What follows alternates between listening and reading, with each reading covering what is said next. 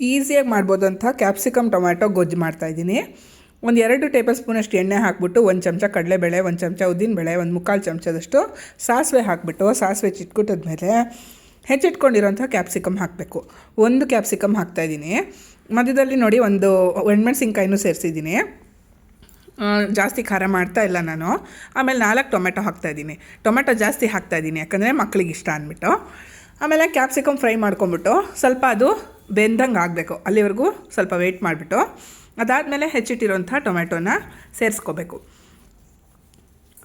ದೊಡ್ಡದಾಗಿ ಹೆಚ್ಚಿದ್ರೆ ಟೊಮೆಟೊ ಕೈಗೆ ಸಿಗುತ್ತೆ ಅಂತ ಅಂದ್ಬಿಟ್ಟು ನಾನು ಈ ಥರ ಹಾಕ್ತಾಯಿದ್ದೀನಿ. ನೀವು ಸಣ್ಣದಾಗಿ ಹೆಚ್ಕೊಂಡು ಮಾಡ್ಕೋಬೋದು.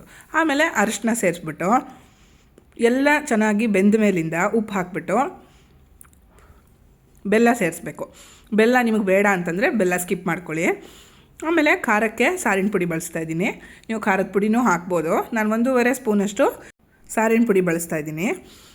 ನನ್ನ ವಿಡಿಯೋ ಇಷ್ಟ ಆಗ್ತಾಯಿದೆ ಅಂತಂದರೆ ವಿಡಿಯೋನ ಲೈಕ್ ಮಾಡಿ, ಹಾಗೆ ಚಾನೆಲ್ನ ಸಬ್ಸ್ಕ್ರೈಬ್ ಮಾಡಿ. ನಿಮಗೆ ಖಾರ ಇನ್ನೂ ಜಾಸ್ತಿ ಬೇಕು ಅಂತಂದರೆ ಇನ್ನೊಂದು ಸ್ವಲ್ಪ ಜಾಸ್ತಿ ಹಾಕ್ಕೊಳ್ಳಿ. ನಾನು ಮಕ್ಕಳಿಗೋಸ್ಕರ ಮಾಡ್ತಾ ಇರೋದ್ರಿಂದ ಕಮ್ಮಿ ಖಾರ ಹಾಕಿದ್ದೀನಿ.